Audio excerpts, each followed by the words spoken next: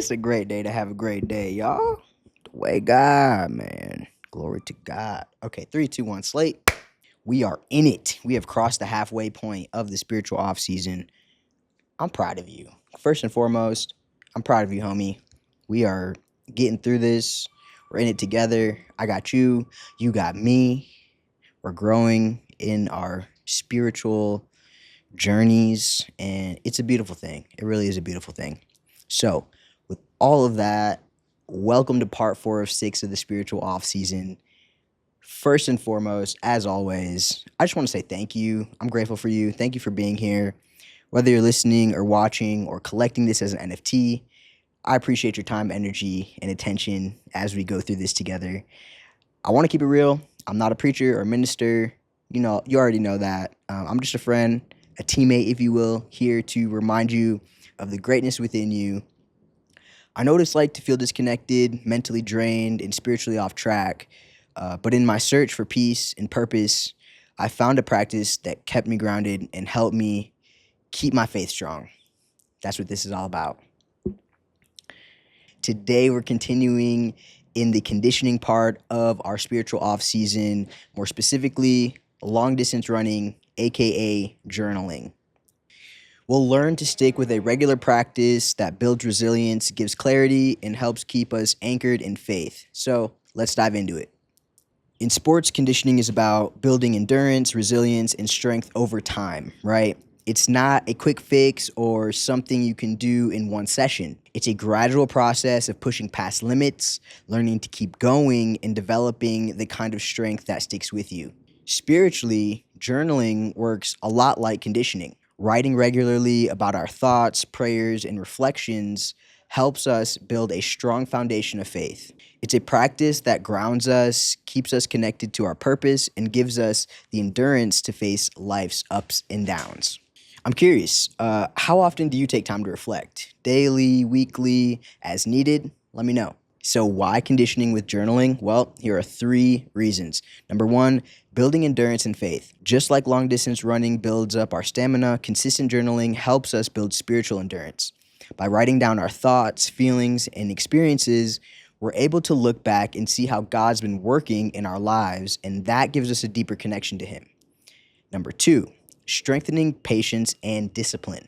Conditioning takes patience because you don't see results right away.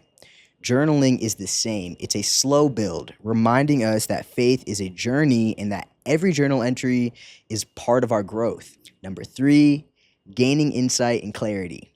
Just like conditioning sharpens your focus over time, journaling can help us see things more clearly.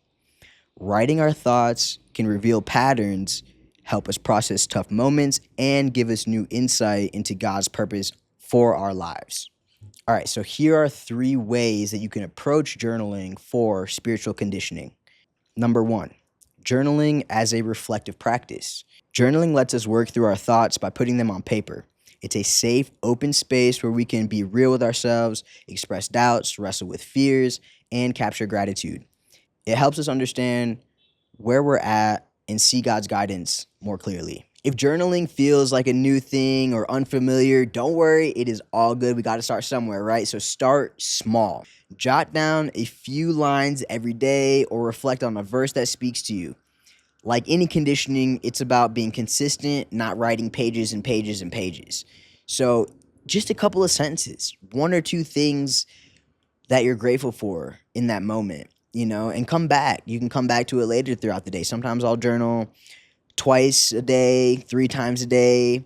Sometimes I won't journal at all. It varies. It really is depending on how I'm feeling. Like journaling for me is brings a lot of clarity. It helps me. I've realized, like, as I journal, it helps me to get out of my own thoughts and out of my own way, and then start to receive divine downloads from God that I should be like focusing on, if that makes sense. So like you kind of get out your, the first few lines, get out what you're feeling, what you're thinking about, and then like allow God to cook and start working within you. But again, start small. It's okay. You might not even journal every single day. That is okay. Couple of lines every other day as you feel it. Like, again, it's a process. You build up to it, right? Okay, so here are two helpful reminders on how to build consistency with your journaling, right? So, number one, setting a routine. Set aside a regular time for journaling just to get familiar with it. You know what I'm saying? Like, just to get you thinking about it, really. So, set aside a regular time for journaling, whether it's every day, once a week, or whenever you feel called to write. Set that reminder on your phone. Treat it like a training schedule, a rhythm that lets you reflect and build your spiritual endurance. And number two, choosing topics for reflection. When you have topics early on, that can help, like, again, build up that practice, right? So pick themes that resonate with you, like gratitude, peace, or God's guidance, something within there, you know. Reflecting on specific topics makes journaling more meaningful, and these themes can help you see what's on your heart. You know, if you have like a topic, let's say you have a list of topics that you're looking, maybe 5 topics or something, and there's one that's really pulling at you, that's really like speaking to you. Lean into that, follow that, and again, just a couple of sentences. Like, don't overthink it. You got it. Conditioning, aka journaling, isn't about putting every single thought down all the time. It's about learning from them. You know, when you journal, you're able to look back and reflect. Looking back on past entries lets you see where you've grown and also how God's been present in your life. If you think about all the times where you've experienced hardship, or there was a challenging, situation that you was going through, or your family were going through too, you can think about how God pulled you through that. And when you journal, you're able to actually go back in those moments and read those reflections and be like, dang, man, God really has been faithful.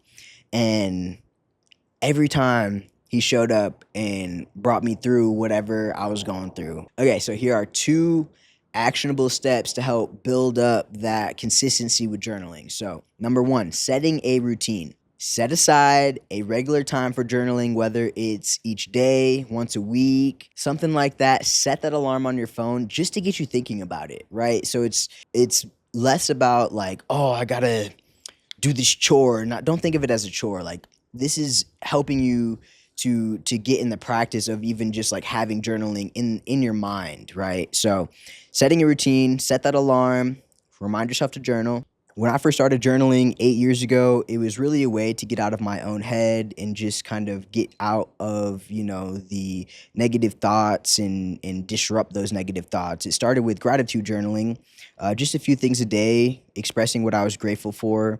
And that evolved into journal entries, just kind of talking about my day. And from there, as I was building this relationship with God, now my journal entries are more like notes to God and Jesus, and just like asking for guidance and thanking for them, thanking God for who he is, for his love, his guidance, all that kind of stuff. And so I just want to leave you with this as we close this part of the spiritual off season. Journaling is more than just writing. It's a practice of faith, a reflection of our journey, and a tool to strengthen our connection with God. Just like physical conditioning builds endurance, journaling shapes our spiritual resilience, helping us face life with clarity, patience, and purpose. As you step into this week, I encourage you to take a moment to write, even if it's just a few lines. It's all good. Start with gratitude, reflect on something that is exciting you right now, or simply pour out your heart. Remember, the goal is not perfection, but persistence. Each journal entry is like another mile in your spiritual race, preparing you for the long haul. Thank you for being here, for showing up, and for committing to your own spiritual off season. I'm so, so grateful to be on this journey with you. I got you. You got me. Stay hydrated. Stay blessed. Peace.